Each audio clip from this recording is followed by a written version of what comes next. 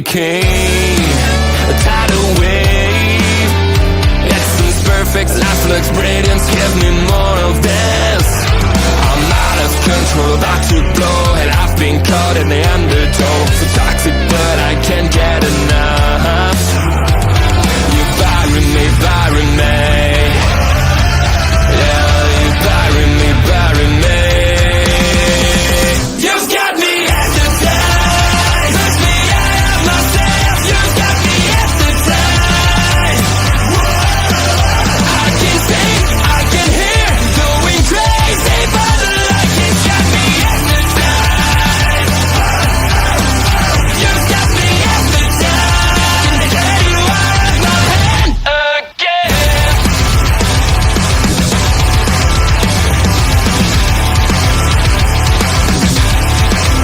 Is it wrong?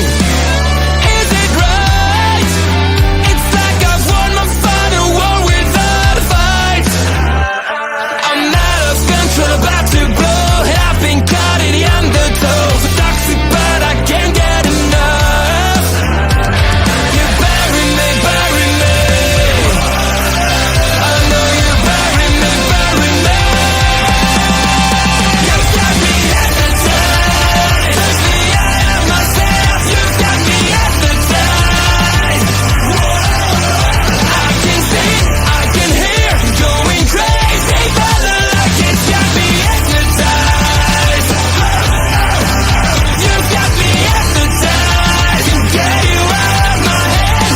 Get you out of my head.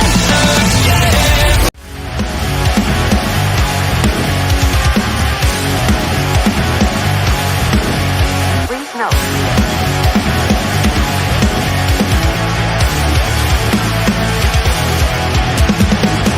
Never gonna stop, never gonna change, never gonna do the things you say. Run my own way to get there. Fools are calling and the I seem to care. In the air, no more crowd, just the opposite kind of few clouds. So tell me this time is coming for the sake of all your lies. Why don't you try to be why? Know that I need you anyway.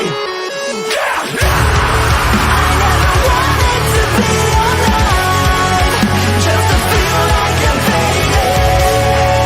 And though my heart breaks, I'll beat it down. I press the lens just to tell you, don't lead the way, don't leave a day.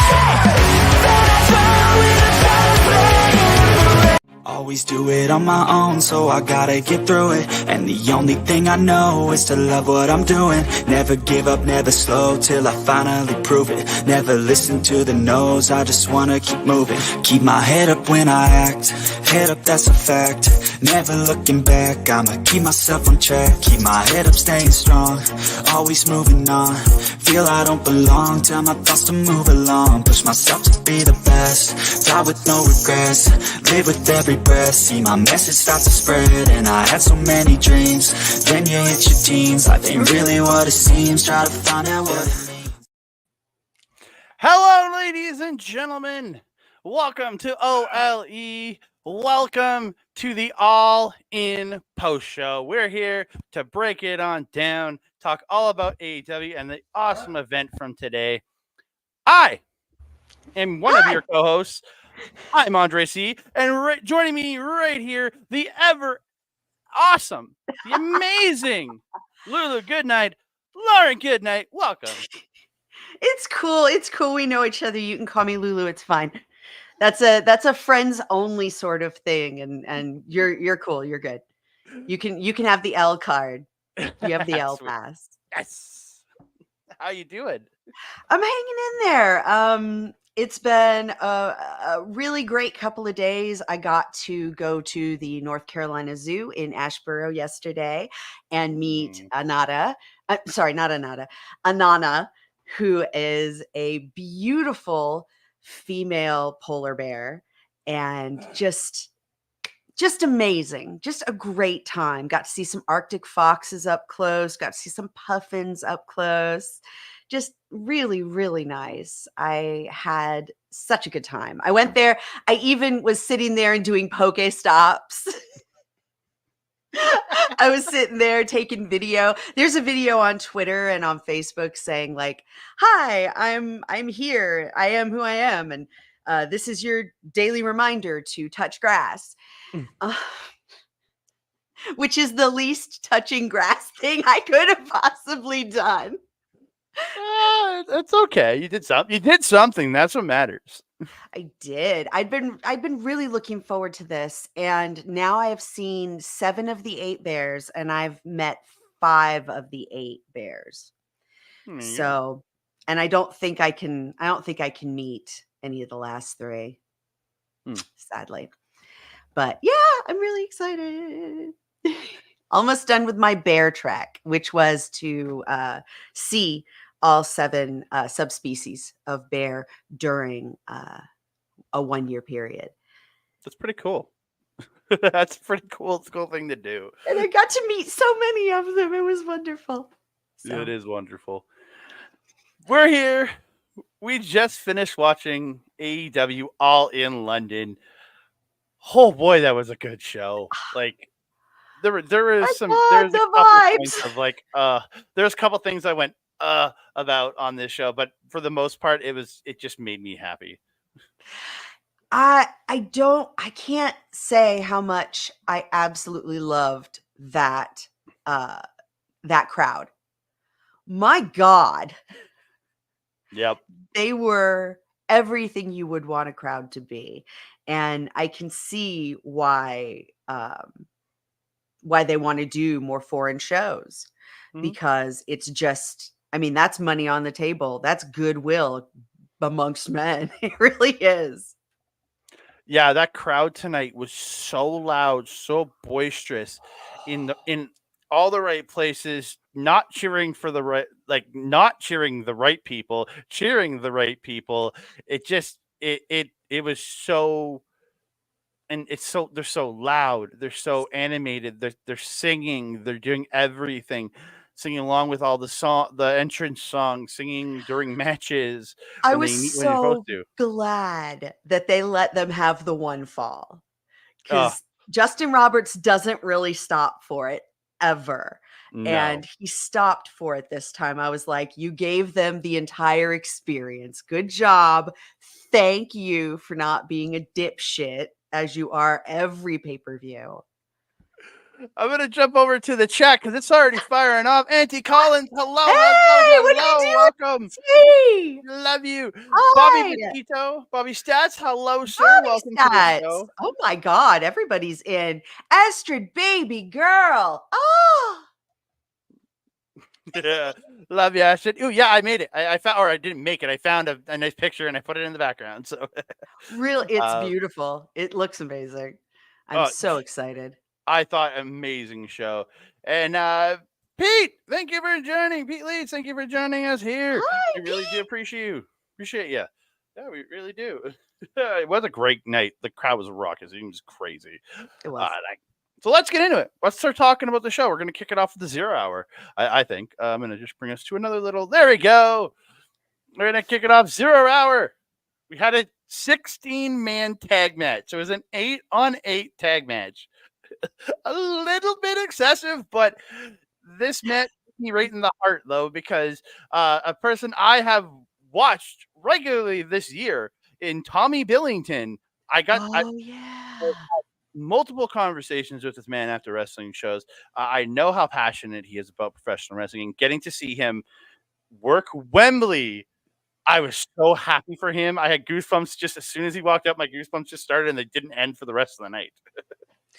You know, seeing your boy have a come up, oh, it feels so good. Feels so good. I enjoyed, like, how could you not enjoy what is basically an entire show full of high flyers? And they just went for it. It was beautiful. I'm always glad to see Rocky Romero. He makes my little black heart like one size bigger just by existing. And so I always like seeing him fight. Whether he does a good job or not, I never care. It's not as like humbling as being a Tangaloa fan, Oh, but sometimes it can be a little humbling. And I'm a Tangaloa fan. me too.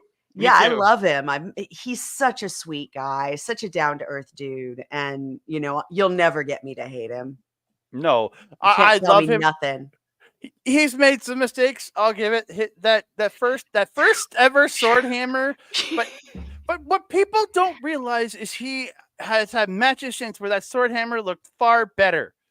So I'll defend the man to a point. Like, yes, he'll mess up, but But this match, it had Jay Lethal, Satnam Singh. They were accompanied by Sanjay Dutt, teaming with Anthony Agogo, Arya Davari, Private Party, which is Isaiah Cassidy, and Mark Quinn. I love those two. Oh, they're again two really cool guys, two really nice guys. And then the Dark Order, Alex Reynolds and John Silver, also being accompanied by Evil Uno, Do a double duty. taking on the team of Top Flight, Dante Martin, Darius Martin, and Action Andretti. Also, Kip Sabian, Kyle Fletcher being accompanied to the ring by Don Callis, who was on commentary for this match, Leo Rush, Rocky Romero, and the man I said before, Tommy freaking Billington. Yeah. Oh, Ed. Yeah. First, Pete saying, Kip, love Kip. I love Kip. I think I've been loving that guy since day one. I was so happy to see Kip there. It warmed me up. It was something good, and seeing the audience reaction to Kip, just Yeah. I was like, okay, they're welcoming a brother home. I love it. Yeah, everybody seems to be happy to see Kip getting a spot at Wembley because again, I think he deserves it. Ed saying he's here for the Lauren rant. Oh, there will be a Lauren rant. Oh, trust and believe there will be like 3. And then dude, this match just pure chaos, but it didn't. There's two matches later that seem more chaotic with less people. We'll talk about, but this was like chaos, but everything seemed to flow really well throughout, like in and out, working not too many people in the ring at times, and I thought really enjoyed this match. It's just fun to see people get spots. Tommy getting a couple spots in here, which I was so excited to see him do, and just everybody looking so good. The ending coming. I'm pretty sure it was Dante Martin hitting that the Michael Jordan frog splash off the top and getting the win in this match. Absolutely incredible match. Hello, Mark Tux and Plays. Hey, Mark, what you doing? I really enjoyed watching Leo Rush. I've enjoyed watching him like turn from being kind of a dick who may deserve to be let go when he was, to going through the NJPW system and coming out the other side, this really well-rounded little performer. And I'm really excited to see more of him. Hopefully, I know he's sort of on loan from NJPW.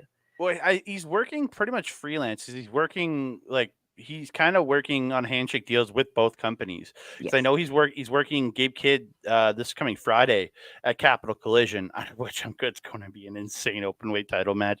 I can't wait for that. Are you going? Are you able to go? No, I remember I live in Canada. I'm on the other side. I'm on the west side of Canada. All right. Yeah, I thought you were on the east side of Canada for some reason. So we got that 3-hour time difference. Yeah, I wish I could go, but I would love to. But it just I'm excited to watch that. I'm not gonna be able to watch it live Friday night because I'll be at Independent Wrestling, but I'll be watching that Saturday when I get home from work and just loving on that show. But I this is just so much fun. Yeah, I thought Satnam Singh looked good in here. Yes. When he got in and just was tossing people. I think that guy is insanely improved. Market him like a monster. He's fantastic. He came in really stiff. It's almost like it's hard to describe. There was a clumsiness and awkwardness when he came in, at least to AEW. Like, I know he had done a bunch of work, but it was an odd fit. Now, bam, makes sense. Makes perfect sense. It really does. And again, I just like great match, a great way to kick off on the pre-show. Yeah. I think this started a little after 9:30 in the morning my time, and it's now 3:40 in the afternoon. Yep, it started 11 a.m. for me. I have spent the entire day watching wrestling Yeah, like and the a good chunk pre-show. of last night and the night before. Like the pre-show started at 9. I think this first match went off on a little before 9:30, and it was just I had such a good and before that I was streaming with my friends over at A Plus Productions doing a pre-show for all this. So it's been a long day. Oh my god. Yeah. I really enjoyed during this 0 hour. There's always the banter, which was No, fantastic, but Gresham is not there. no, he's not. No, he's not. No. Um, uh, they have the normal banter with Renee and RJ, but to see the stuff with Ben Mankiewicz, to see some of the more diverse media that they were getting, the Tony and Mariah stuff, it was so Mhm. nice. I love. I have no idea. RJ is another person like Rocky Romero. Yes, RJ I got is. nothing but love for Yes, RJ. yes. Good Canadian boy. Yes, and grateful for him too, because we would not have had this, because he's the one who pitched the storyline. He's the one who brought it on, and of course, by the end, it's the All About Eve storyline, as we thought it would be. Yep. And I want to say Ben Mankiewicz's uncle or father were like directed it or produced it. Like there's a connection between All About Eve and Ben Mankiewicz. And of course there's the TMC connection, which Yeah. TCM, my apologies. Yeah. Turner Classic Movies. Yeah. TCM. And just I don't know. I enjoyed every time that was highlight during the come up and during this. And it was highlight twice, obviously, because of 0 Heck hour. And I yeah. just had so much fun. So we ended up jumping to the second pre-show match, and it was Willow Nightingale teaming up with Tomohiro Ishii, the Smiling Pitbulls, taking on Stokely Hathaway and Chris Statlander. This was fun, and again, this has had the stipulation that if whoever won, whether it was Willow or Chris, would get to pick the stipulation of their match at All Out for the CMLL Women's World Championship.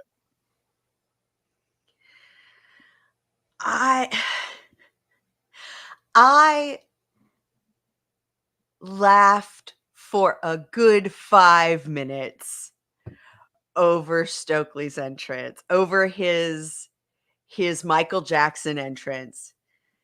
His do you remember the time we fell in love? I mean, yeah, that I was dying. I almost didn't pay any attention to the match because I was tweeting about it.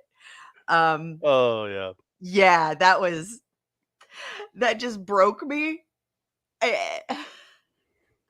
I'm thinking about it now and still laughing. I'm like, okay. He does it so well because how and I'm not trying to say this in a mean way, but you know how big of a piece of shit that the character of Stokely Hathaway is? Yes. Okay, not the person. No, the he's a character. cool dude. You know how big of a piece of shit that character is. So for him to come out doing that, and I was just laughing my out. I was just like, "Oh my god, you look like an a-hole," and it was perfect. It was perfect, and I love. Oh And god, having the catamaran and is that what it's called? No, a catamaran's a fucking boat. I was gonna say that's a boat, isn't it? What is the Whatever. The guys carrying him out were Yeah, just great. there's a word for that and I can't remember. I'll look it up later because I'm going to be just laser focused on it. Oh yeah, But I thought great, but the match was really fun too. Just to see like Stokely getting in there and trying to do stuff to Ishii in the match, I was like, oh my god! And then he actually got that huge spine buster and roars up, and then Ishii just stood up, nothing, and just was like, nothing. no, Nothing. no.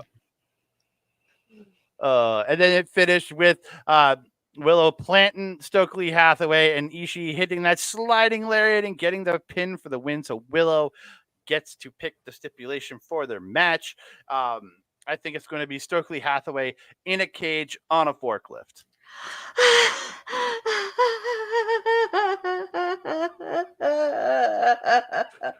I'm fine with that. Oh my god. Oh, it's making my face hurt. This show, in some ways, made me smile a lot. I was very impressed with some parts of this show, and I can't wait to get to the main show because this is good, but the mains were better. Yeah. A litter or a palanquin? Palanquin, thank you. Palanquin. It's a palanquin. Yes. Palanquin. It was a why did I think it was a catamaran? What the fuck? My then face to feels fatigued, says Auntie. Woo! Yep. So the final match on the 0 hour show, it was the team of the Von Erichs, Marshall and Eric Von Erich with Kevin Von Erich teaming up with Sammy Guevara, Katsuyori Shibata, and Dustin Rhodes to take on the Undisputed Kingdom of Matt Taven and Mike Bennett, teaming up with the Cage of Agony, Brian Cage, Bishop Khan, and Toa Leona. We got 2 Wolverines in this match. Yeah, we got skinny Wolverine and we got Swolverine. And one of them, hi, Melissa, what's up? Melba! Mwah! My baby Melba. That's right. Oh, no, dude, I was like, because like when he came out, when Brian Cage came out in his Wolverine outfit, I'm like, okay, makes sense. He's a Swolverine. That's his He's gimmick. Wolverine. And then Sammy comes out, and I'm like, what? And then when Dustin came out, then I'm like, oh, Dustin's doing the Deadpool cosplay. So, but like, shouldn't they have talked to Brian Cage like a couple weeks beforehand, saying, hey, bro, we're planning to do a Deadpool and Wolverine cosplay at All In. Maybe don't wear your Swolverine gear. Like, I don't know. It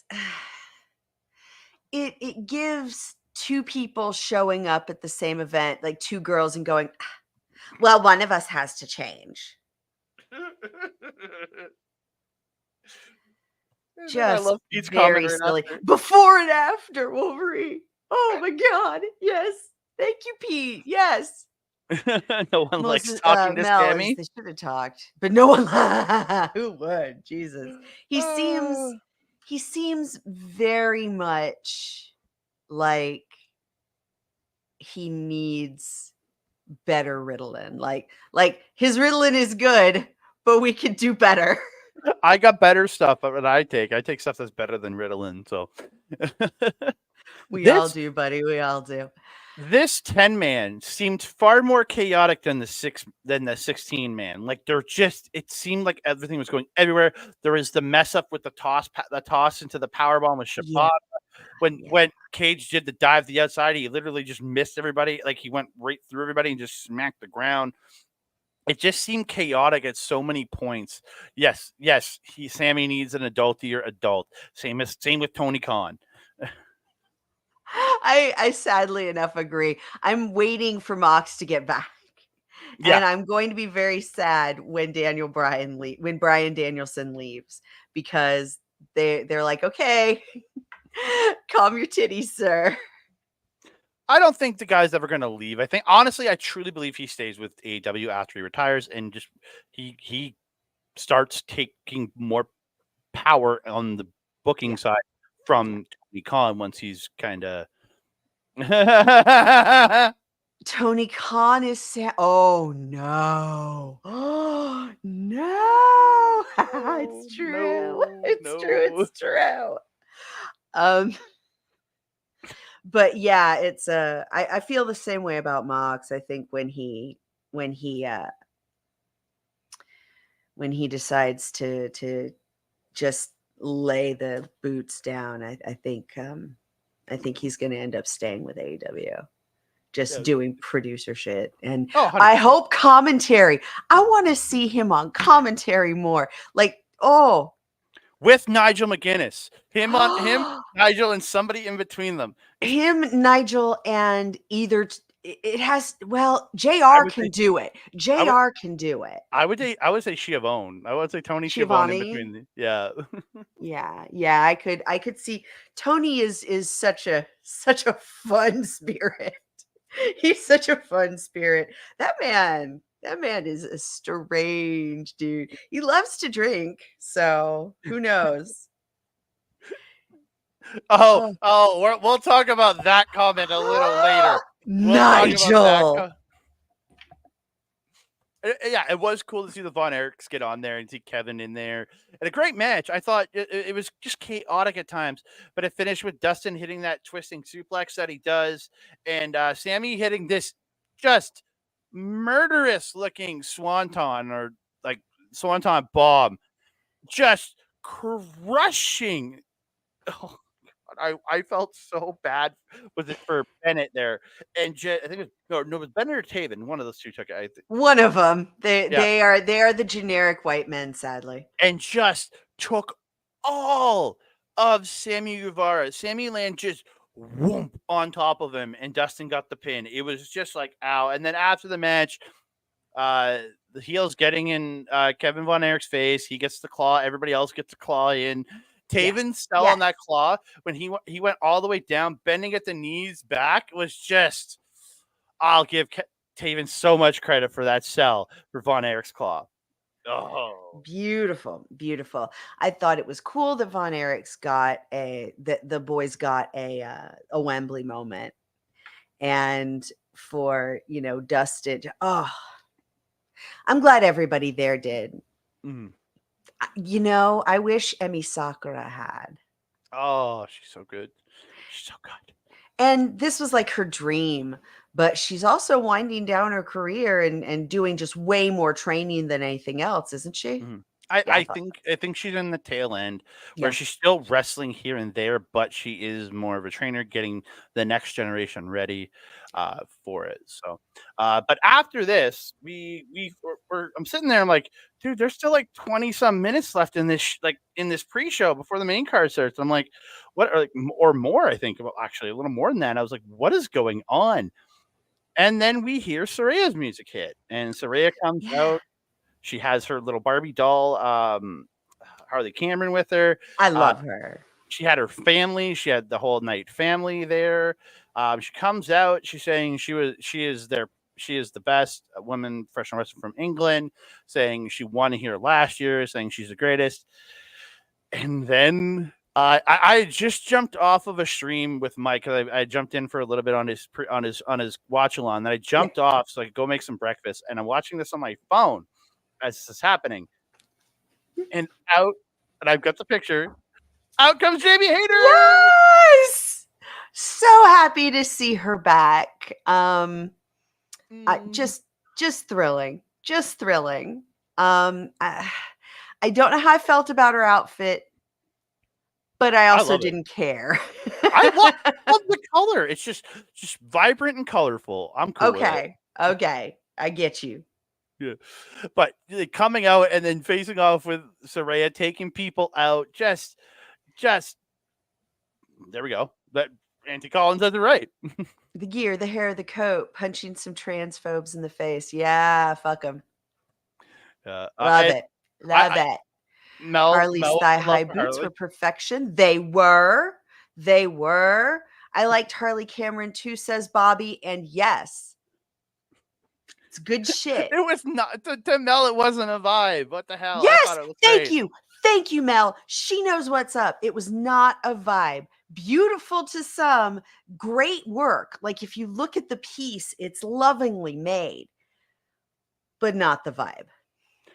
Again, I know nothing about fashion, so any of my opinion on how people look outside of Will Ospreay's gear, and we'll get to that, means absolutely nothing to this world. Trust me. I mean, my opinions on fashion mean nothing to this world. Well, that's why you have us around. That is true. That's why I keep Melba around, because she's always keeping me up to date on what's cool and what's hip. So I don't listen, and I just go out looking like I normally do. But still wearing a Primark jumper. No, actually, you're wearing a really cool shirt, and we will talk about that momentarily. Oh yeah, we're two away from that. We're So two away. we got to the end of the pre-show, and they start. Oh, there we go. Mel has an idea. If the green was darker purple or black, it would be okay. The orange hair and coat looked like a llama. Oh, honey. Mark. Oh, What makes you feel ill? What? I think he's talking about fashion. Oh, fashion. I Whatever. assume. I don't Fuck know. off. That's why I'm here. I'm here to discuss vibes and fashion. So we got all the entrances for the teams in the four-way trios ladder Yes. match on the pre-show, which I thought was kind of cool, getting to see that. And then it cut out. We went to the main card, and we kicked it off with a London ladder match. It is the Patriarchy, Christian Cage, Nick Wayne, and Killswitch, accompanied by Mother Wayne, taking on the Bang Bang Gang. Let's go! I love me some Bang Bang Gang. Same. Guns up, Juice Robinson, and I always Mel makes so many comments about this team and their name, what she calls them. I can let her put that in the chat. Oh, the Gangbang Gang? Yeah, it's Oh. the Bang Bang Booty Gang, as she calls them, the Bang Bang Booty Gang. Oh, I went the wrong way. I said Renee at some point said that Yeah. on that's sort of where my brain goes, sadly. So Juice Robinson, Austin and Colton Gunn taking on the House of Black, Malachi Black, Brody King, and Buddy Matthews, and the Pac Pool Combat Club. I was so shocked. I love Pac so much. So seeing him sort of fill that space, just I really, really, really, really, really hope that that's where he goes, because he's so good in trios. He just really shines in trios. Yeah. And I don't know where the Lucha Bros are going. Nobody knows where the Lucha Bros are. I'm not until someone shows up, they don't show up. Because every leak is bullshit. Yeah, guns up, baby. I wouldn't Melba. I think the what you call the team. Melba wouldn't say no. Oh, Mel. Put in Jay White too. Why not? Fuck it. Aleister Black was so cool in this match. He's one of my favorite people on the roster too. Just like as a person, if a man can have that many flat-faced cats and be able to like live with a cosplayer, it's got to just be madness. And those flat-faced cats. But yeah, Mel Ball feels it. Yep, Jay White, that's fucking right. Mm-hmm. I'm so sad. He's really sweet, by the way. Jay White, if you can break him, he's funny. He's very sweet. But you have to sort of like, if you can break the villain shell, then he. Nice. So this match again was like chaos, but you expect a match like this to be chaos. Yes. All the ladders except for the one they brought out were just way too small. They were all like itty bitty, like 6 and 8 foot ladders. I'm like, this is way too small for a ladder match. I will bet you anything it had to do with Ed loves Jay White. I'll bet you it had something to do with like English version of OSHA. Like you could only have it be so tall. But then you got one giant one. You're one giant ladder. Exactly. No massive giant ladder. Just the little teeny ones, and hopefully you're tall enough to reach. Yeah, people going through tables and getting tossed off ladders. Juice like getting the ladder pushed over and landing on the rope, just crotching himself. It was beautiful. I love everything Juice does. Like, oh no, Juice. I'm like, Tony's not going to have a good night no matter what now. Oh, no babies now. Good luck. It doesn't matter what table you put Brody on. It's going to be, yeah. That man is humongous. There was this great spot. Nick hit like a Canadian destroyer off the apron to Brody going through the table and setting him through the table, or I think it was Brody. I can't remember. It's one of the guys setting him through the table. It looks so good, so good. I was impressed. Did they renamed the Black Arrow, didn't they, into like the something twist splash? They renamed it. Like I was just like, but that's a Black Arrow. And that's one of the very vivid things I remember from that match is just commentary remember changing that. that movie used to be called the Red Arrow when he was a good guy in WWE. So it was the Red Arrow. No. Yeah. That's funny. Oh my God. And then the Packpool Combat Club won. I was so happy to see them win, man. I was rooting for the Bang Bang Gang. Don't get me wrong, 'cause I'm a big Bang Bang Gang fan, but this is the other way I wanted this match to go, was to go on to the Packpool Combat Club, because I think the three of these guys working together could be absolute fire. Especially because Claudio and Pat kind of came up together, didn't they? They did rise through the British system or the European system around the same time. Yeah. They had similar pass ups, so they have history there, and Wheeler can only get better working with guys like Pac, and like he's already, you can tell that. Yeah.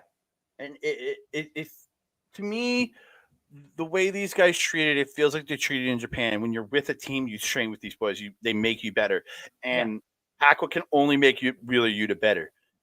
I truly believe that. I truly believe that. It's just so much fun. It was a fun oh, look at that. I hadn't seen that yet. I love Claudio selfies. They're always the same angle and always like at the arm's length. It's the same selfie, just in the different places. It's beautiful. And oh, Pac looks so I mean, as happy as he ever looks, I guess. Pac gives me perfectionist vibes. Training with him would be insanely beneficial. Yes. I agree. Yes, absolutely. It would be just intense. Neville is a proper journey. Neville. Yes, he is. Call him Neville. And Bobby says hello to Melbo. Hi.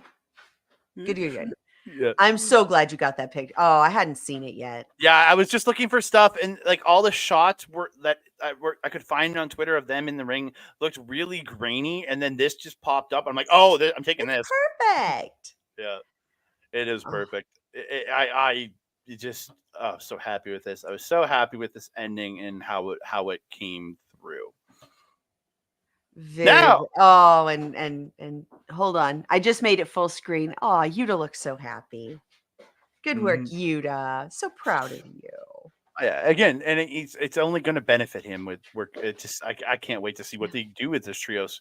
And remember, Pac's got a match again. I got a match for that international American title at All Out in 2 weeks. He's already guaranteed that. So. Oh, that's right. Yeah. So we move on to my first main event of the evening. I was surprised this was so early in the show, but I'm kind of glad it was, because it kept people's attention. Yeah, because coming in this way, yes, your case came off that crazy ladder match, but the crowd, even coming off a crazy match like the ladder match, the crowd isn't tired yet. They're not going to be tired, because if you've done the ladder match and then this, like, say, down later in the card, the crowd would have been really tired for this match. But the crowd is still ready. A lot of these people just were coming in during the ladder match. So, yeah, you have, and the crowd was ready for this. Like, they were all about this match. Mariah getting just she got a really mixed reaction here because she's from here, but people still were hating on her. Oh, it was perfect. It was perfect. They didn't have to be happy or sad about it. They just had to be loud about it, and they were. They were loud. But Tony's reaction, this place exploded for her. It was so heartwarming. But you notice she didn't come down in black and white. She came down in full color. Yeah. Mm-hmm. she's moving forward with how film went forward. Oh, You saw, Bob, Bobby, I gotta give him this piece. Yes, we want me to have a match at Wembley. I do that. I do very much so. Maybe in 2026. Yeah, Mel. Mel's all about the gear. Tony looked so good. It was such a classic feeling. I loved it. I love that classic feeling. Oh, And yeah, she did make her. She's from Australia, but she made her name in the UK before going to Japan. So yeah, very much so. She is yeah. there. Yeah. But yeah, and then Mina was up in the box with Rachel Ellering. The first shot had Rachel right beside her, and then if you notice the shots later, she had actually moved over a seat. I think more for shot framing than anything. I don't think it was that they didn't want Rachel there. It was more for shot framing at all because you could still kind of see Rachel to the side, but she wasn't right beside her anymore. But you see Mina throughout, they cut to her and she's just like, oh my God, because she's conflicted, right? Because she's now friends with both of them. And Mariah's been her girl forever. And Tony's now her new friend. So you can see her kind of be like conflicted in there. But I thought these two did it, told such a great story together. Tony kind of desperate in here in wanting for revenge. And that was her downfall in the end, was not being able to pull the trigger on her revenge when she finally got that shoe. But, and again, if she would have just hit her with the shoe, yes, she would have lost the match, but she would have kept the title. Yeah, this is showing her growth. It's like the cycle of pain. Pain brings growth, pain. Pain brings growth, pain. And it's just But this was Tony from like say March or April, she would have hit somebody with the shoe. yeah, easily. Yeah. And then she found love. Mm-hmm. She found love. And that makes me so sad that in the end it was love that got her killed. But in the end, Mariah and in this match, and dude, what the? Oh my God! Holy crap! When you boom! Oh, beautiful. That is some Coronation Street Neighbors shit. It was gorgeous. I was so ready. And then she ended up hitting she because Tony wouldn't capitalize with the shoe. They kicked each other in the groin. They had the double headbutt. Then Mariah ended up hitting kicks and hitting her own Storm Zero. And Mariah May is your new AEW Women's World Champion, baby. There we go. That makes me so happy. I love that she literally did wear Joshi style clothing because, for everything we've gotten with her, now we're going to get a little bit of that bleed in, hopefully, of the style that made her famous. I don't know what that is, but okay. Lauren, full EastEnders mode, and that's funny. Yes, true, it's true. Sorry, I went for Coronation Street, but EastEnders and then I went to like Neighbors because Tony's I know Corey. Australian. I know Coronation Street. I know Corey. My mom watches that, so yeah. EastEnders is not that different, but it's a very specific kind of Londoner type of show. Yeah, and Bobby has a good question. Who wrestles Mariah May at All Out for the title? Or if she even defends at All Out? She might not defend. Yeah, because I feel like you're going to have a continental title match on there. You're going to have you're definitely getting an international title match over there.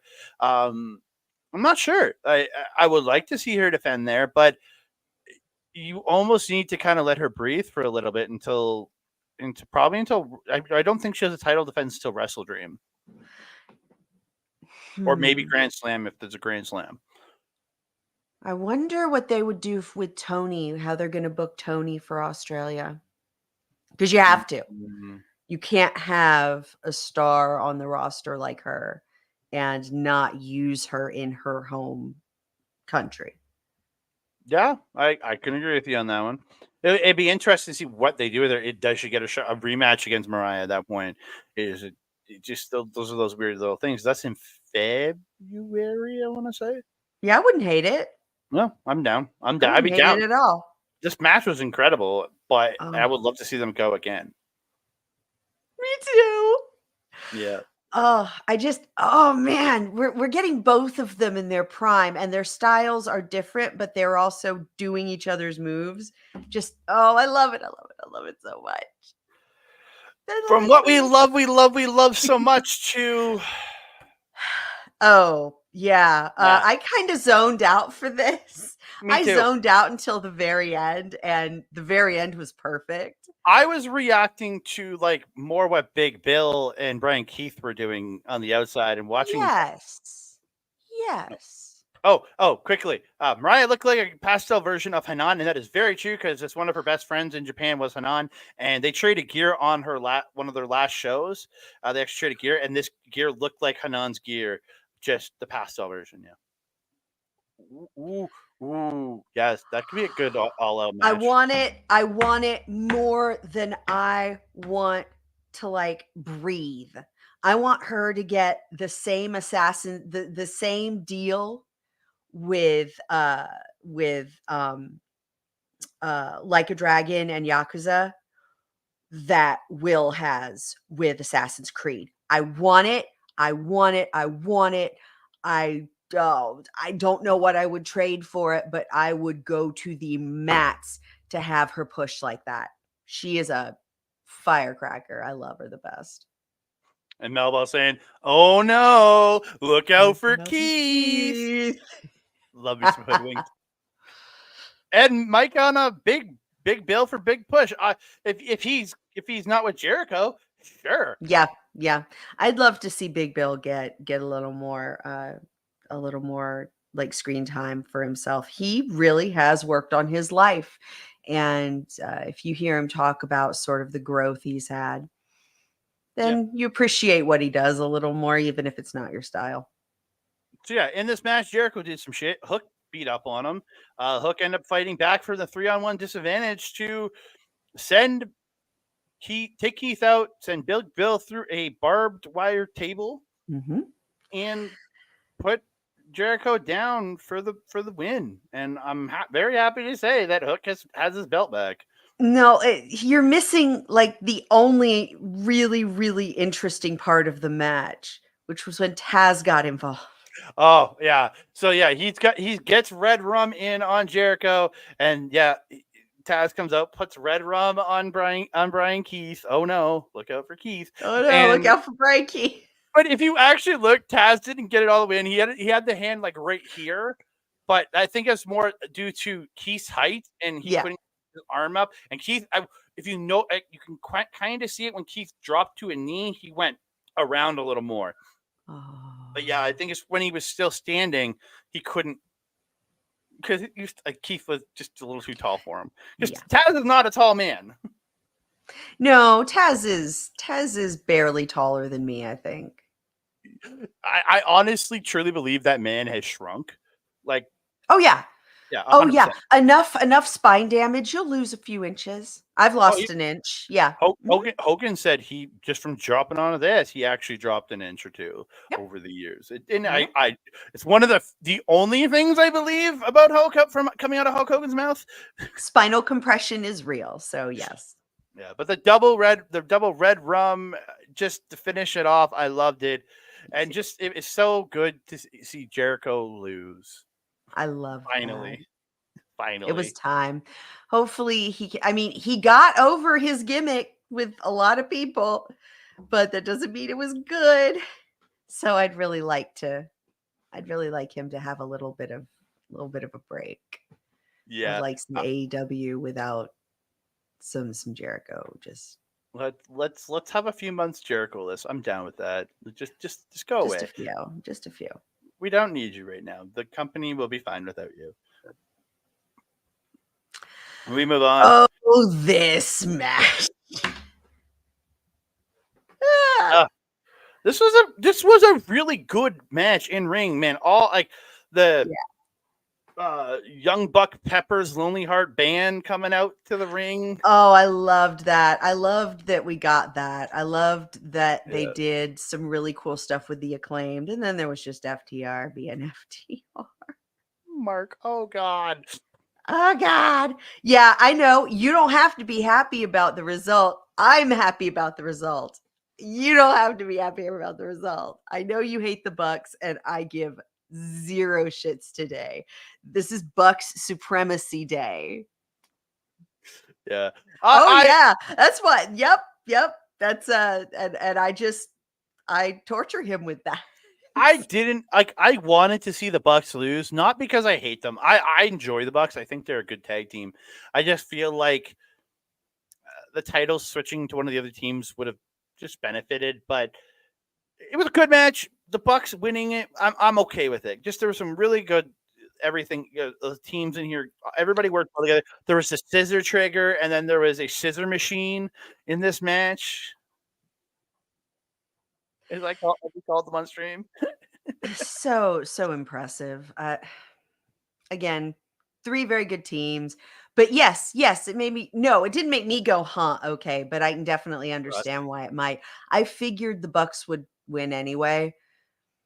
Like that was where I had my money. I enjoy the Bucks. It wasn't a bad finish. It's just some of us didn't. Some people weren't happy with the Bucks. So Yeah. yeah. But again, I thought strong match. But to me, the biggest thing coming out of this is the post match debut, or not. I guess they were already on TV, but the post match return. I guess. Yeah. GYV. Grizzled Young Vets. Oh, and I love those jerseys they're wearing. Oh, So sick, so sick. Are those see, I SGT. wanna look up and see if those are from the same people that Kato Guerrero did a bunch of designs for recently because she did some work for the Bucks and for Osprey. And I want to double check. There are a lot of really cool artists on Twitter and on Instagram who love wrestling. And can I go on a minor rant here? Like a Go right ahead. 20-second rant. Go ahead. Cool. We're here for the rants.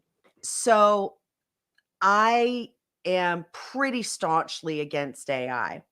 And a few times AEW has tried to kind of slip an AI design through. And we all catch it. We all always catch it. One of us will. Some of us fuck it up. I fucked up one. But there was a real person behind it. But there are so many good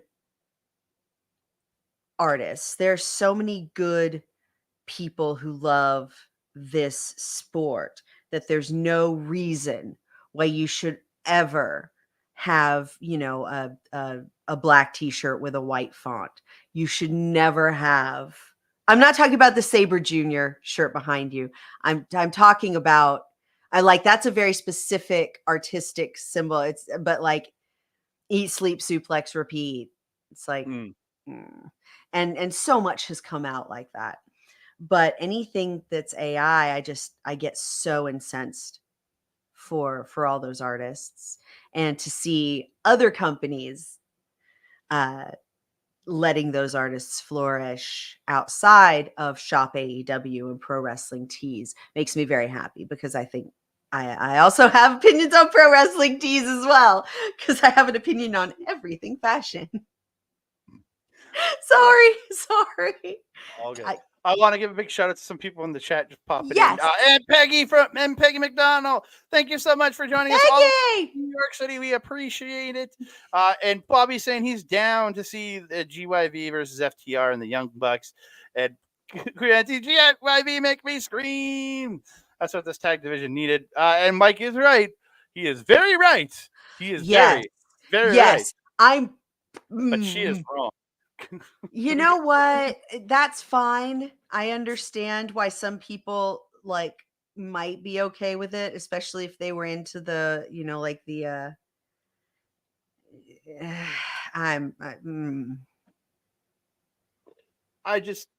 I feel like there's so many other people that they could have went with in that match. There were 3 whole storylines, maybe 4 that they like cock blocked because of the end of that match. Yeah.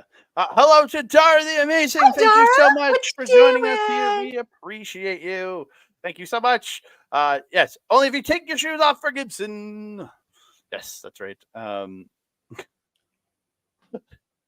going to talk about that in a couple of minutes here. That's just a nuclear rant coming out. Oh, well, we might as well talk about it because we're here.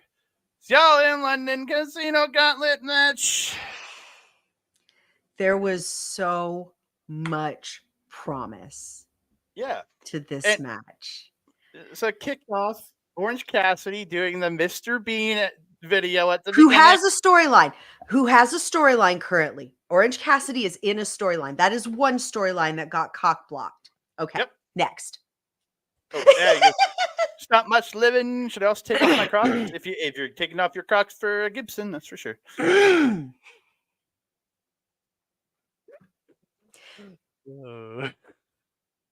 then that number 2 person out was Kazuchika Okada, and I thought Orange and Okada had a really good opening sequence. They did. Here. They did. They grapple very well. They know each other very well in the ring, and it's just fun. They're fun.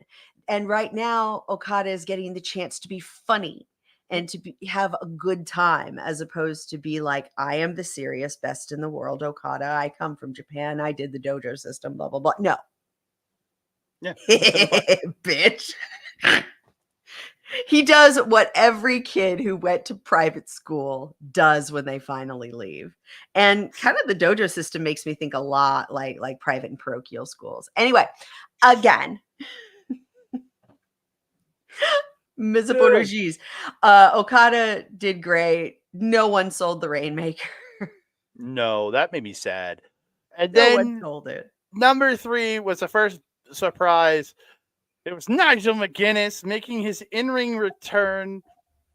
Just it was honestly, it's a great spot for him to do it because he's doing it at home in England. Yeah. And and I'm not, again, he didn't look bad, but he looked like, yeah, he's been retired for a lot of years. He looked like a guy coming out of retirement. Yes, he was a little slow and stuff, but he didn't look bad. So good. He was so good. I had such a good time watching him. Oh, so much. And I like the fact that, okay, and this was storyline 2, which is Nigel getting some kind of revenge on Daniel Bryan, making Daniel Bryan's life shitty. We're gonna put that aside, but that's like a C side, not even a B side. Okay, that's another one that got cock blocked. Next one. And then Kyle O'Reilly makes his way out. One of them representing the conglomeration, and him and Nigel when they got into it. Those two, that was fire. I thought those two killed it together.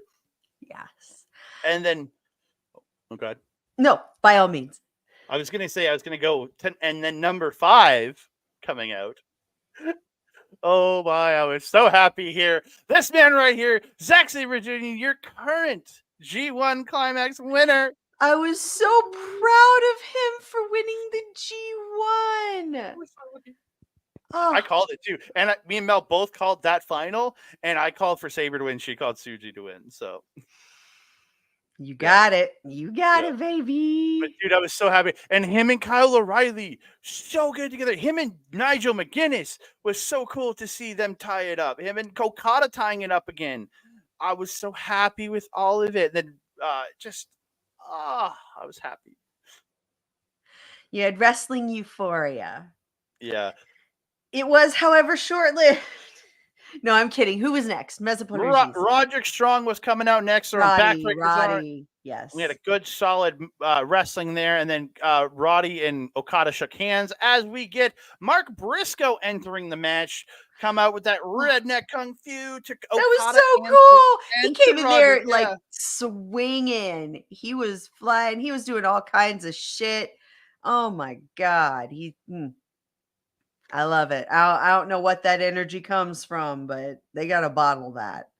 Yeah, and then out like a bullet, like a bull in a goddamn China shop is Hangman Adam Page just wrecking house. Pew! No special entrance, no cute clothes. Just, I'm going to go in there. I'm going to fuck shit up. I'm going to win. I'm going to kill Swerve tonight. Yeah. And that's the third one that's cock blocked. And the most important. Very possibly the most important. I think the most important cock block of them all was Hangman Adam Page. And then not finally, but then next up was the last outlaw, Jeff Jarrett, the man I have come around on because I used to hate this man for a long time. And this is number 4, the Jeff Jarrett redemption arc. 100%. 100%. And again, he's coming out. He had a really good showing in here. Just looking really good. For and it's talking about he was trying to get here through the Owen tournament, but he got here anyways in the gauntlet, trying to get another shot. And I loved it. It's so much. But the ending. Fuck. And here's another cock block story. Zach and OC have had a feud for a couple of years now. Yes. So. Yeah. OC got blocked. Oh my god. Yeah. And then number 10, making his AEW debut. And I've got a graphic for it. Get it up. Oh, sorry. There's Nigel's graphic. I forgot to put that. He was, by the way, ripped for. He looked great. There he is. There he is. Ricochet. Fucking Ricochet. Ricochet. I'm glad he's here. He'll do well here if they book him well. His style will be very good. I hope he's not a piece of shit backstage, but we'll know soon enough. I kind of hope they hold off on him and Ospreay from tangling up, and yes. I really want to see that at Grand Slam Australia. Oh, I think that could be a great marquee match. Like, it's not your main event, but it's to help sell. There's a lot of people know who Ricochet is. A lot of people know who Will Ospreay is. I think and people know that's going to be a banger match. They can do a couple of their highlights from years ago together, do some video game stuff, but then can fly around. So that would be sick. That would absolutely be sick. Ricochet is now All Elite. Yeah, they brought him in from Ireland. From Ireland. Ricochet. And then the last entrant we thought, Christian Cage makes his way out in his tactile neck for his second match of the evening. Yes, please. Yes, God, please let him go to New Japan and have a match. Yeah, please. I want to see him there. And then no pew.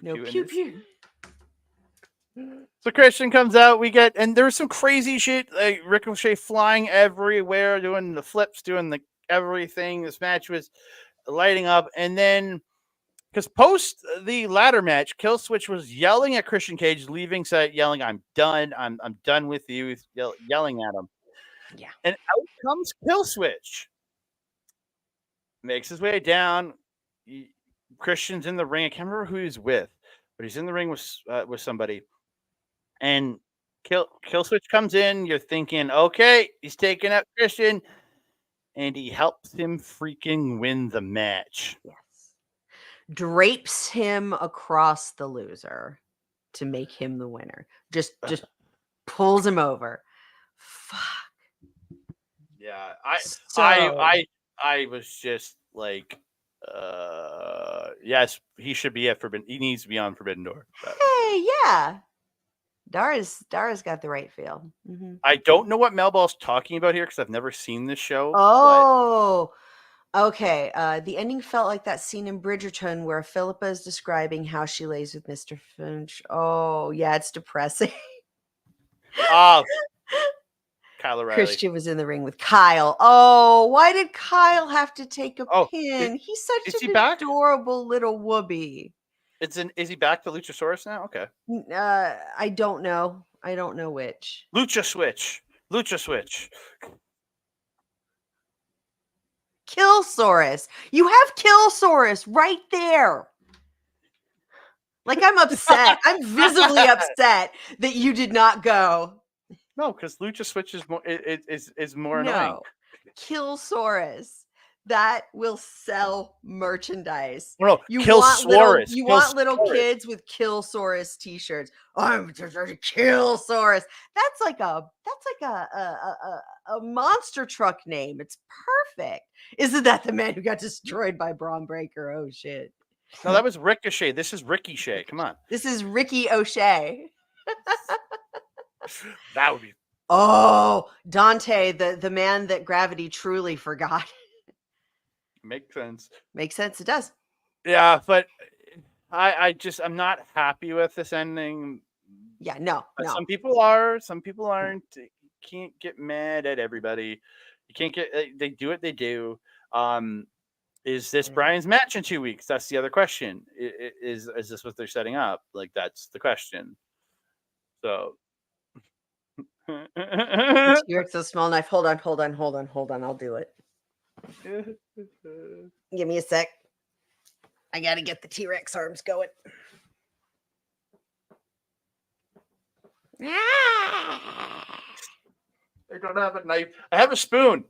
We're gonna pretend like my mouse is a knife. Oh, I broke it.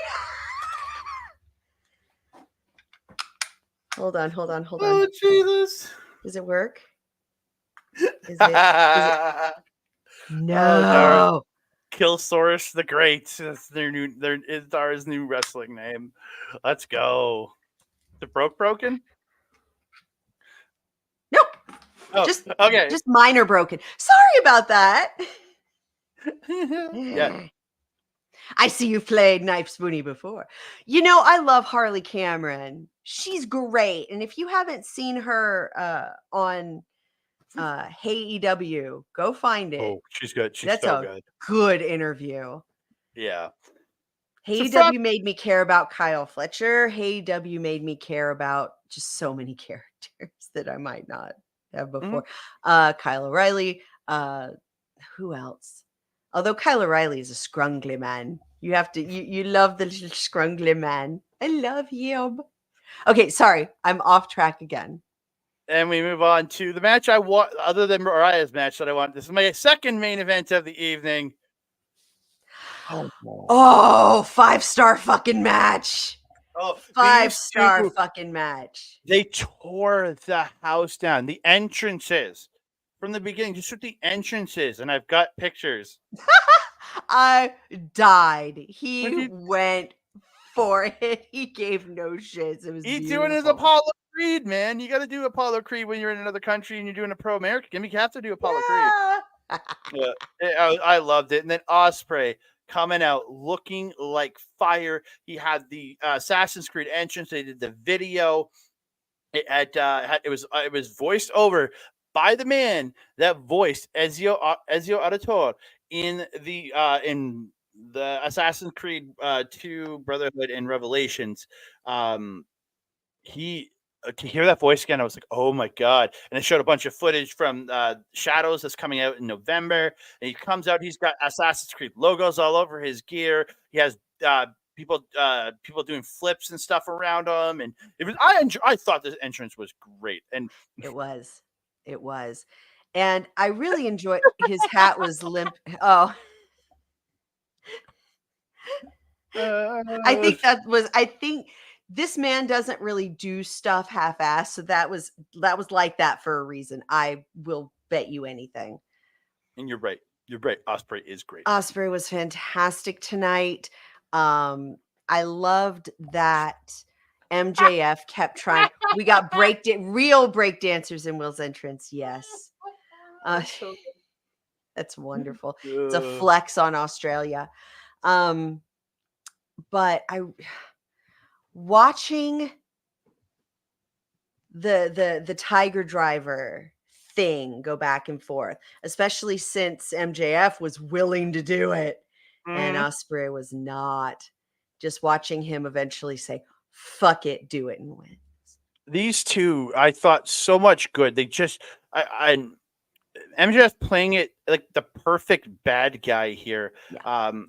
As a professional Will Ospreay hater, okay, he looked good during this match. And yes, I am the opposite of Andy Collins. I am a professional Will Ospreay fan. Enjoyer. I don't have a current Ospreay t-shirt. I have a really old one that is from when he was tagging with Robbie Eagles. Just think about how long ago that was when he was with Chaos. You've been with it. That's a shirt I have, but I have this. This is what matters. That's what matters. Yui. Mm-hmm. But yeah, dude, these two that hidden blade off the apron, missing MJF and hitting the cameraman. Oh, and then you literally saw the dude's undies. I Oh, think that was planned, and I think it was Oh. fantastic. So happy with it. great spot. Oh yeah. Oh yeah. Everything they did was great. MJF going, I can flip too, and fucking killing it. It's like, damn, Oh. okay. He did the full flip, landed on his feet, looked so good. That Panama Sunrise on the apron. Ooh. They do so much good work on the hardest part of the ring. There was that Os cutter out on the outside there too, looking just nasty for Osprey more than for MJF. Yeah. It looked like Osprey got dumped on his neck a couple times, but the Tiger Driver, I had forgotten how blatantly it drops a person on their neck until I saw Max take it tonight. Mhm. And you have to, like, I took it back a couple times to like really see what I wanted to see. And you have to train yourself to take that. It's like taking is it a Styles Clash? Where Yeah, 'cause you normally have you to. would have your head. Normally you need your head in one place and you must train your head to go the other way or you'll break your neck on a Well, Styles Clash. Yoshitatsu, and there's a dude in Britain when AJ was on his New Japan / indie run. Both broke their necks in matches with Styles because they tucked instead of Instead of extended. yeah. Yeah. And that's just, I mean, Lionheart. That's who. There's a guy named okay. Lionheart. Yeah, in England. Yeah, So yeah, at that point, like, what do? dude. You learn how to take the move. Mhm. And it looked like Will gave him the safest version of that horrific move that he possibly could have. Because And I think the nastiest version was. I still will say it was Kenny Omega's. yes, That was yes, still the yes, nastiest version of that yes. move that I've seen. And dude, when he did that, I'm like, it has to be over. He already hit an Os cutter, he hit a super Os cutter. I'm like, this has to be over. MJF had already pile driven him multiple times. I'm like, this has to be over. And he hits that Tiger Driver, stacks on top of him, and then it took the ref forever to get back in, dude. And he did 1, 2, 3. Oh yeah. And I think he did, but not broken neck level. And yeah, Lionheart did end up passing away later on in life. Yeah, but yeah, but dude, this ending was insane and just made me so happy. Oh, all the hearts in my heart. This was perfect. This was perfect. It was a perfect match from beginning to end. If you look at it as this was a choreographed, it was perfect choreography. It was as good as these two men could get with each other, and I really enjoyed it. Mm-hmm. I loved it, and it elevated the belt, is what it did. It elevated the belt. It was the second longest match if you don't include the gauntlet, which was so many people. It was the second longest match on this show, third longest if you include the gauntlet, which was technically the longest match on this show. Yeah. But dude, incredible. They went 25-45. So that's not even a half of what they did on TV, but it just built so well. And everybody going for a kill shot every time, trying to finish it throughout the match. And it just, it was just phenomenal. The pacing was, it just flowed. It was like watching a movie. I want to do it again. I'm going to have to go hunt it down. Like, we have access to our pay-per-views, tomorrow, I think. What do you mean? Like, I could go back and watch it now. Wait, do you guys do from Fight or do you guys do from Bleacher Report? Yeah, I do Triller because we. Okay, you do Triller. Okay, they have pretty much an instant playback. Yeah, it's already up on the Triller there. Yeah, BR takes a moment to. Oh, okay. Yeah, I know we can get BR here in Canada. I have had Triller forever when it was Flight. So I just choose to use them, and I know I'm not going to lose access to the video unless AEW pulls all their shit from Triller. I will always I still have access to stuff from like 20 like early days of Fight TV when I was buying stuff. So I'm happy. I'm fine. Yeah. But yeah, dude, this was just and Christopher Daniels coming out. Osprey wouldn't touch the With the American right belt. and Daniels handed him the international title. So now he's the international champion. So in 2 weeks, it's Will Ospreay versus Pac for the international title. Oh, Screaming. It's gonna be so good. I love it. I love both of these men. I cannot wait. This is exactly my kind of match. It's not a sickos match, but it's my shit. It's my shit. Absolutely 100%. and my we shit. didn't even talk Daniel Garcia's return either. That was because so cool. He just showed up. And he stopped. He just hit one punch to MJF dropping him, then just that was it. And that sets up. Now you have Garcia and MJF to go to. Maybe it all out, maybe farther down the road. But I do it. It's going to be just great. Brie in the chat, great ride. Let's go round again. Oh, hey, Bree is my girlfriend. Oh, hi, Brie. I didn't know that. Yeah, I want them to run this back. I would be happy to see this. And yeah, dude. But Osprey v Pac is going to be mind blowing. That's 2 weeks from now. So Yeah, less because it's on this. Isn't it on a Saturday? if it's at Collision, it's on a Saturday. Yes. No, it's on the Sunday. It's on Sunday. It's at Sunday. All out's on Sunday. Yeah. It's Yeah, all out in 2 weeks. Yeah. Oh, is it all out already? 2 weeks all out. And I already have. And what's great is I got the double pack on Triller, so I should have gotten the double pack on Triller. And the best part is, Roku is messed up here in Canada because if you order through your Roku stick here in Canada, you actually pay the American price, but in Canadian. So Oh, wait. it gave. I bought the pay-per-view for $64.99 Canadian, or the double pack, where it's $64.99 American for the double pack. It's like 80 something Canadian. So I bought the double pack. So I got both pay-per-views for $65 Canadian. So I got it for cheaper than like because of Roku. Because of Roku. Yeah, Roku is awesome. Oh my God. I have to figure out these Roku hacks at this point. Oh, I think Daniel Garcia stole the Dynamite Diamond ring, says Dara. That makes sense.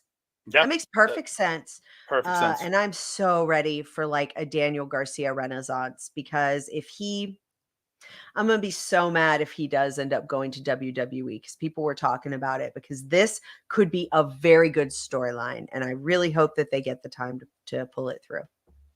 Yes, Roku, saving that money. Saving that money. That's right. That was the best $45 I ever spent was on that Roku stick, because now I can get my pay-per-views for cheaper. We move on to... What do we got? This. Oh, okay. And good. It was a really good match. I'm losing steam with Monet. And the fact that she cannot hit her finish properly.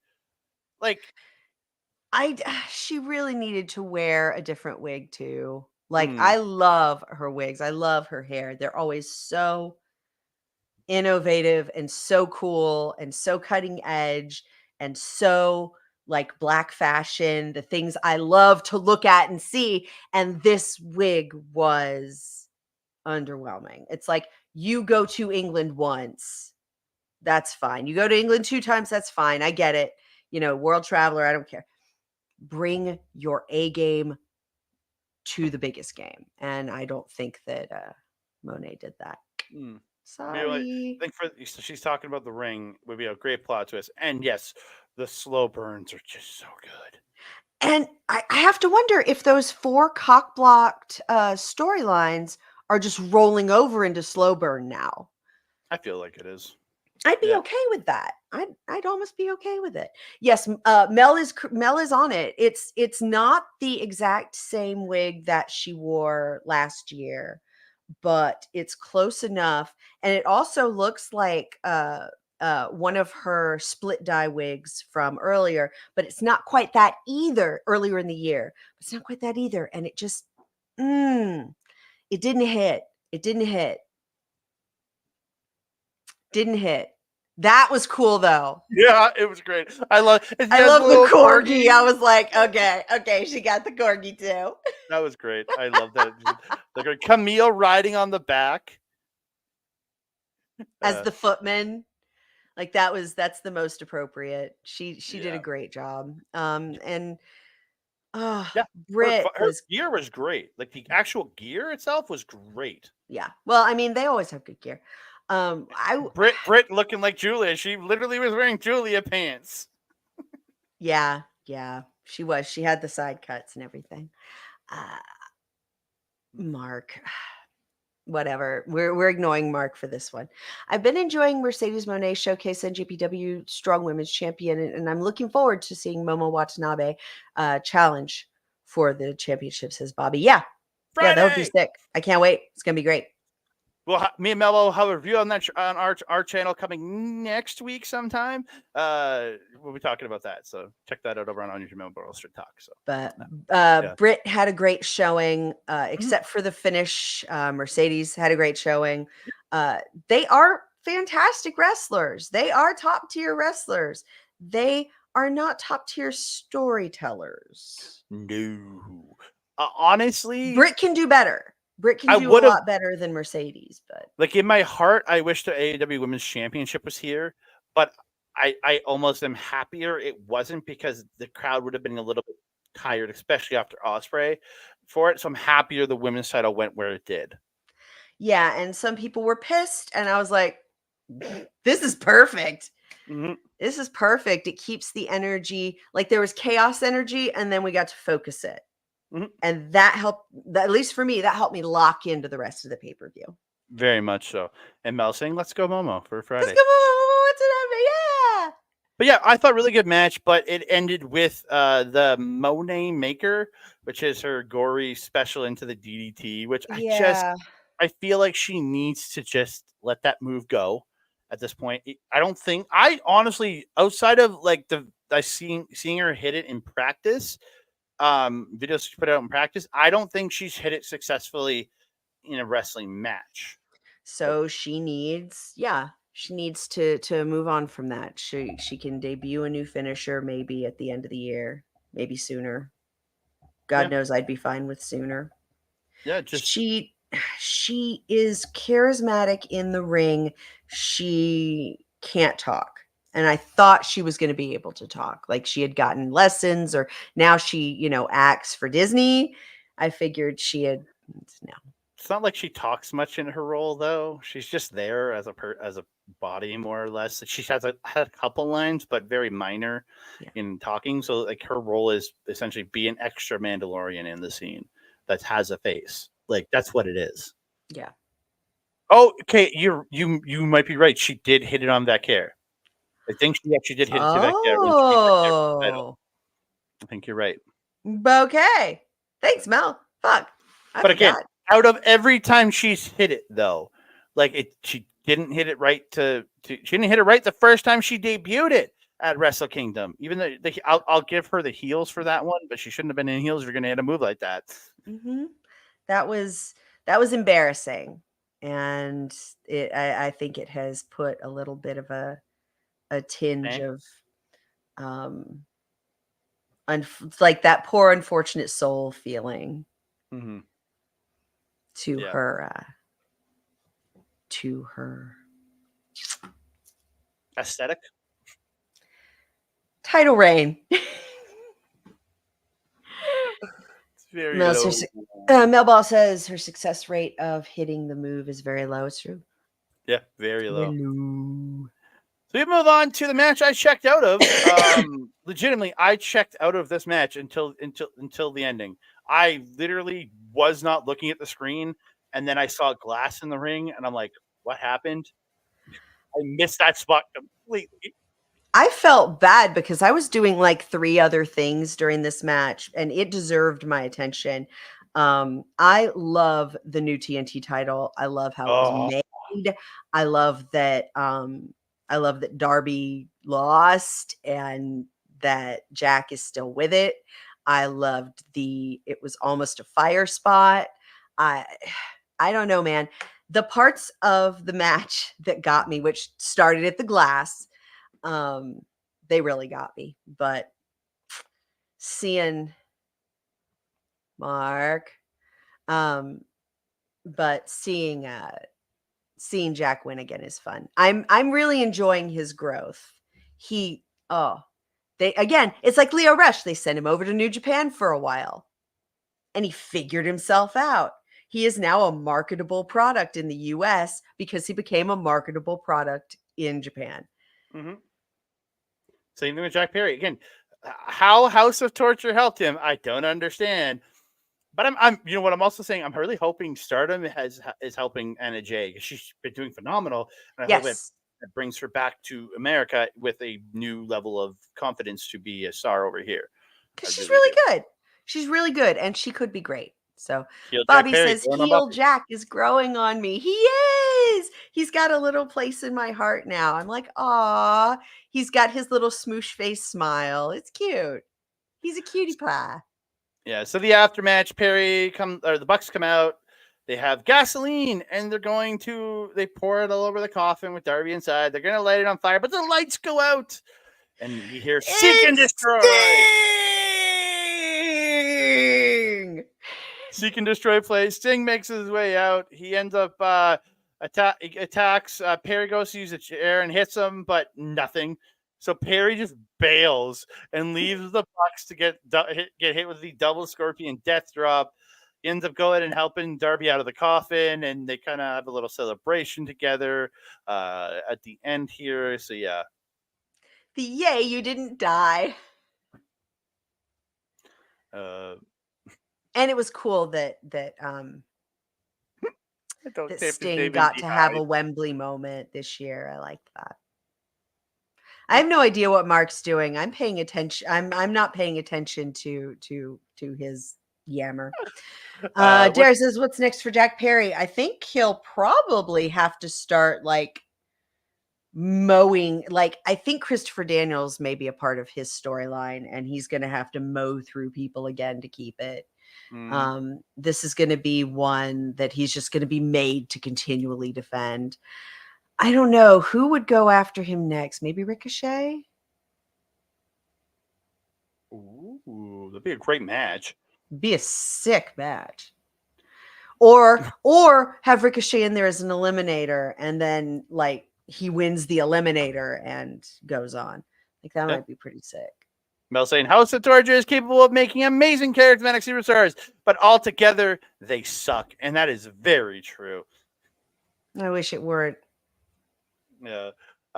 Brie in the chat. The heel turn, yeah, it really is. The heel turn was the best thing to happen to him. Like going to Japan, working heel, like doing and getting the heel turn didn't work quite the way he wanted to at first, but going to Japan with it, doing it that way. How Real glass, cry me a river. dude, How many eyes are in Sting? It's Sting.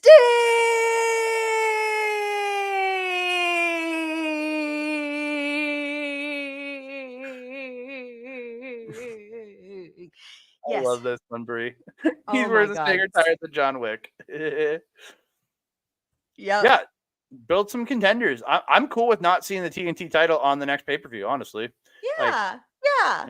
You know what? I'm okay with that. I'd be fine with that. If we could go either way. We could go almost nothing, or we could go like, this is the title we see defended every week. But I think about that, Bobby, and I think you might be right. Honestly, take the time. Yeah, I agree. It did feel short. I think because I wanted to get out right at that, what was 3 to me, 5 to 5 for 5, that 5 Eastern cutoff. I think they wanted out at that time. So, yeah, it did feel kind of short. And I'm down with this. Kyle, baby boy, he'd be perfect. I think so too. Main event of the evening. It's the final countdown. Title versus career. AEW World Championship. Swerve Strickland defending against Bryan Danielson. Guarantee that is hot. Oh, it was so good. It was like, okay, so we have this extraordinary champion walk in, and then we have this fucking king. You cannot look at Swerve's entrance and think anything other than this man is a king. He has walked in wearing a crown. He is it. He has got the cloak on. Oh my God. And then the only good rap entrance I have ever heard, because the earpiece is always off, something is always wrong, it never goes right whenever you have a rapper show up to rap at a Mel loves some Swerve. oh So oh here's a honey, great story. you and I need to start talking about some Swerve, girl. Last year when we were at AEW here in Edmonton, Mel had a drink or two, and she was obsessed with Swerve's butt. It is lovingly crafted. It is royalty versus royalty. It was true. It was beautiful. It was cinema. And, you know, it's always just, oh my God, it was so good. And we got the new remix on Swerve's music. I'm so happy to see the Trill remix getting the love it deserves and getting to see it performed live was fucking sick. But getting Final Countdown again.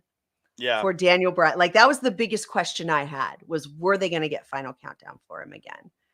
And they did. It's chiseled by the gods themselves, says Mel. His thighs are crazy. I don't know what kinds. I mean, I've seen he puts workout stuff on his Instagram story, so I've seen what kind of squats he do. But still, it's obscene. Put him away. Yeah, but dude, the crowd singing Final Countdown, they were just having the time of their life with this. I loved how they like sang all of the. Yeah, Bobby says Swerve and Daniel Bryan was a great match. Agreed. Do you think it was? And I know we don't really look at the Meltzer star system for anything other than silliness. But do you think it was another 5-star out of? My rating scale is 10, and I'm giving this 9.8 bagels out of 10. 9.8 bagels. That's a lot of fucking bagels, especially since, you know, they about killed each other a couple of times. This was like another neck trauma match. I hate that these neck trauma matches end up being fantastic. You can do it without the neck trauma. I agree. Yeah, I've had two discs replaced. These guys don't need that. They don't need that kind of difficulty. But still, watching Daniel Bryan get kicked in the head in front of the kids, Bryan Danielson get kicked in the head in front of the kids, watching him take a house call, it was beautiful. Beautiful work. Beautiful work. He sold perfectly. He didn't oversell. He didn't do one of his seizure sells.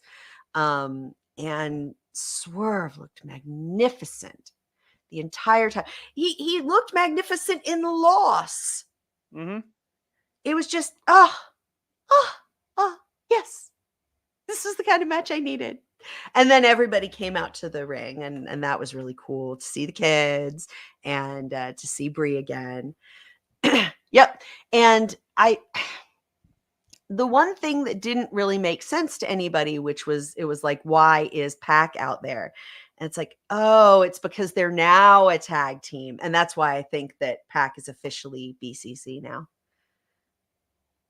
Yeah, again, I just like the Pac. Again, Pac and Bryan are buddies. They've known each other for a lot of years, working together. And again, there's the friendship with Claudio. It just all makes sense for him to be part of that team now. Very impressed. Very impressive. It was a beautiful, beautiful match.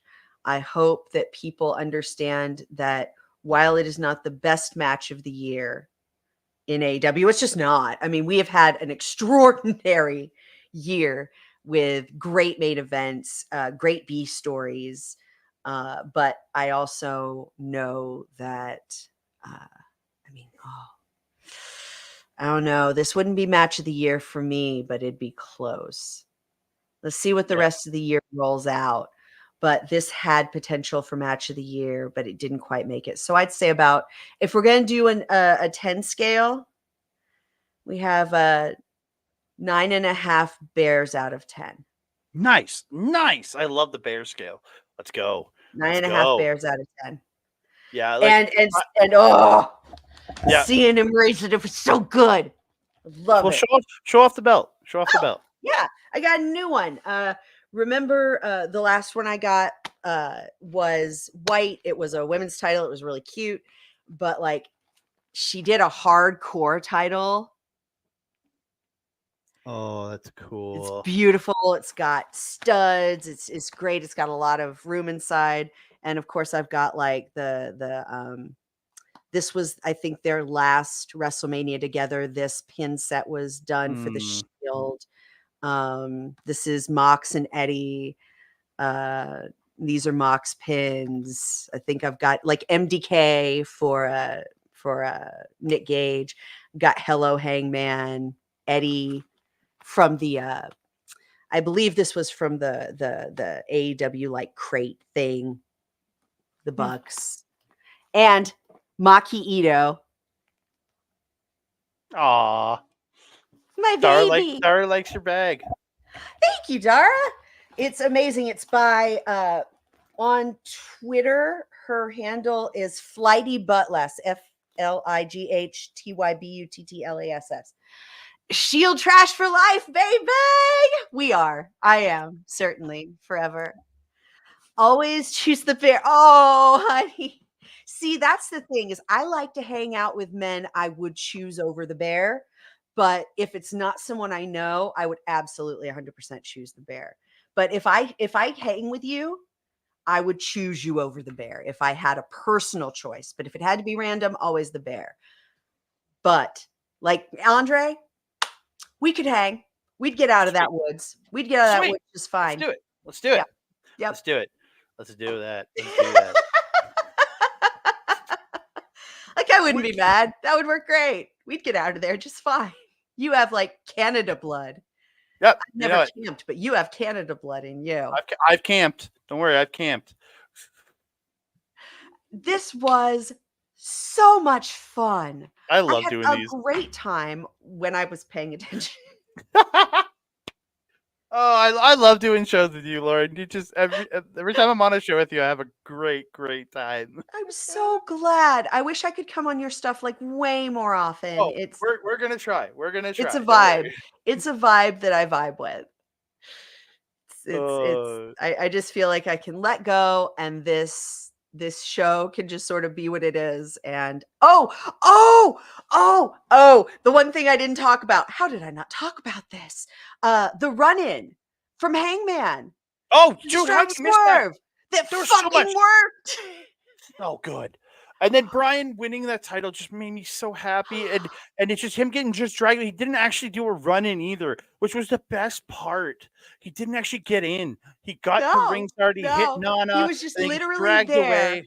Yep, he was literally there long enough to distract. Oh yeah, that I wanted Brian's final match to be Brian versus a bear. I wanted to be Brian versus AEW Chinese parody account on Twitter. Yes. The Brian versus the bear, like they did that one. I think they should do Brian Danielson versus the bear, but just make it the other kind of bear. Oh, like a bear. You know what I'm talking about, like a bear, like the bear from the. Yes, and I'm trying to think of who to choose because there's so many good bears on like a lot of rosters. There's a dude on. Oh shoot! There's a dude on GCW who would be perfect. It's not Effie, although I would pay to watch that. I wouldn't go with Effie. I don't think Effie's a bear though. No, I would pay to watch it, but it's not way. But a bear.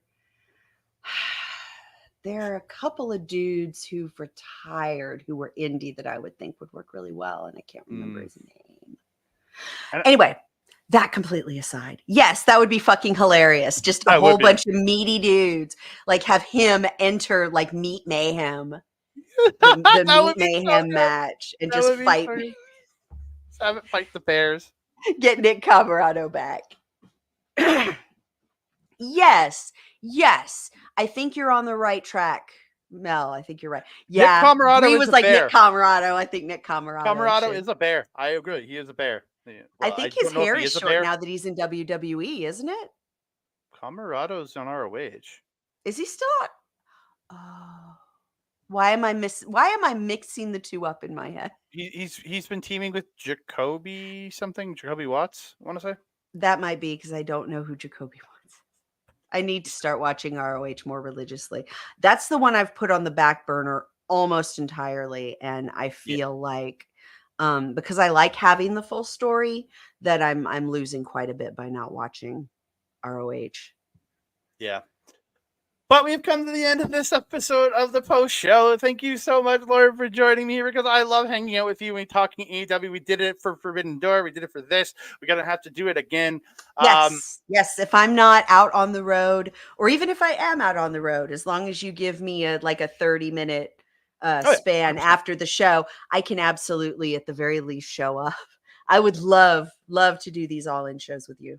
The Iron Savages, absolutely bears, especially since I think they were called the Bear Bronson and Bear something else. Yeah.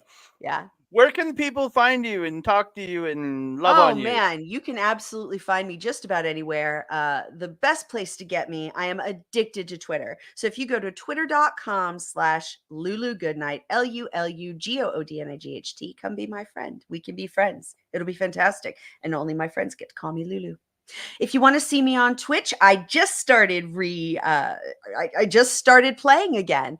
We had a couple of very difficult family things, and so I took the time away, and now we're back. We're fresh. We're having a great time, and we're doing it at twitch.tv/Lauren Goodnight. That's twitch.tv/LAURENGOODNIGHT. And then you can find me on the X at That Canada Guy, TikTok, Instagram, and Threads at That Canada. You can find me on Facebook at My Name Melball's page, Andre Melball Wrestling Talk, and you can find us on our YouTube page, youtube.com/@Andre Melball Wrestling Talk. We will not be having any content this week. Me and Melball are taking a week off as we just both need some time. We need to get our brains into a place. Oh, I have one more plug. I'm so sorry. Oh, go ahead. One of the editors and members of OLE, Mark Talks Wrestling, is doing a WWE 2K24 fantasy series. I've been working with him and with Bobby Munson for several months now. We're coming up on WrestleMania, and it's going to be so much fun. If you want to go check him out, it's Mark Talks WWE at Twitter. His link tree is Mark Talks, and his YouTube is at Mark Talks Wrestling, MarkTalksWrestling. I'm going to be working with Bobby Money Munson, and we are having an extraordinary time giving you guys a full-on plot before WrestleMania. Check out Bobby at Real Bobby Munson, REALB. OBBYMUNSON on the Twitter, and videobro_Bobby Munson on Twitch. Yeah. And then, like I said, you can find me over at youtube.com/@Andre Melville Wrestling Talk, where me and Mel dropping a bunch of stuff. Again, we're taking the week off, and there will be no Japanese wrestling update this Friday. As again, we'll be at wrestling, and we're taking the week just to ourselves. You can also find me and Melball, not this coming week, but over the next while in our new audio home, aplusproductions.com, teaming up with Boris and Matt and Steve Swift to get this off the ground. We're going to be dropping all of our shows are going to go in audio content over there. And then That's really exciting. I hadn't heard about that. That's super exciting. And I want to give a shout out to my boy Mike the Ref, jumping in here in the chat. I was on his show during the pay-per-view today. He simulcast all of mine and Melwell stuff over at youtube.com/@Backbreaker Video. You can see him live on Twitch at twitch.tv/Mike the Ref. He has AEW watch-alongs Wednesdays, Saturdays, and pay-per-view Sundays like he did today. And then you can find all his gaming content from his Twitch channel, youtube.com/@Backbreaker_gaming content from him, Mr. PJC. This little guy right here, Rick Jules, and their frequent guests. And the reason I joined Mike's stream today, Kayla J. That's a Melba thing. The Kayla J. I'm so glad everybody showed up. This was so much fun. Lots, and my AEW GM Lauren, that's right. I'm AEW for Mark Talks Wrestling this season, and I will be NJPW next time. Oh, We love you, Mark. Thank New you so much for Japan. coming Yeah. by. I'm so excited to have had basically world famous author Brina Guerin, seeing Melball come through, and of course Astrid, my girl. I love it. Just seeing everybody come through has just made me understand that. All right, we're in this together. Let's have a good time. Let's do this. Nothing is as fun as sitting around and talking with you about AEW on a Sunday. Let's do this again in like what, 2 weeks? There's a pay-per-view in what, 2 weeks? All out. That might be a great idea. I don't see why we can't do it again, or whatever the next one is. I don't see any problem with that. That'd be fun. And my NFL team plays at like 2 p.m, so I'll be ready to go for All Out at 5. Oh no. I'll be ready to go. Oh, this is going to be such a nightmare. We're finally going to get to see the horrors that other countries get to see for our pay-per-views. Although that one year I watched and covered the G1, my God, that was so hard to do because I was traveling at the time and I was doing it live. And so it was really, really hard because, you're up at 2 a.m, 3 a.m, getting ready. The show is at 4 a.m. And me and Melball just trying to keep up with the G1 this year. And we're doing our shows. We're like doing like 2 and 3 and 4 days of shows in one show and just only picking a match from every show to talk about. And that's how we did it because that's really good. We didn't have the time to do a show for every day because we just don't have either. Because again, I work full time. Mel's got her stuff. We just don't. But again, it's so hard. There's so much, and that's why we're not doing coverage for the 5-star this year because they decided to put everything into just under 3 weeks, and that. I was like, we're going to cover we're going to come back after it's over, talk about it, talk about the finale, talking about the winner. We're going to do that. But it's just, there's too much in too little time with these tournaments. It's just, oh my God. They're rough. I think that AEW's C2 Climax was literally the best, way to do a tournament like that because it took several fucking weeks. Mm-hmm. You were able to build these stories. So it wasn't just a dream match. It was a dream match that people wanted. And you got to build the story of that one. It was really cool. I don't know. I'd love to see them do something a little longer for like their bigger stuff. Me too. So I want to say thank y'all for joining us. We're going to get out of here. We're going to put the wonderful Astrid Pizarro's video in here that she put in the brand new OLE intro. We're going to put it as our outro here. So thank y'all so very much for tuning in here on our local establishment. We will see you. There'll be another post show next weekend for No Mercy and everything. And then that's right. No Mercy is next weekend. That will not be me. That will be who's on that. Who are we guessing? Ed, Ed Astrid, and I do not know who. I know they have a special guest coming in. So. Secret special guest. I think yes, secret special guest. Definitely go to the OLE Twitter and follow them, and they will let you know when that secret special guest is nailed down and absolutely for sure showing up. My name is Lauren Goodnight. This is Andre C, and we are fucking it up here for AEW All In. Thank you. We had a great time. We hope you had a great time, and we'll see you next time. Bye. Hurricane, a tidal wave. Essence perfect, life looks brilliant. Give me more of this. I'm out of control, about to blow, and I've been caught in the undertow. So toxic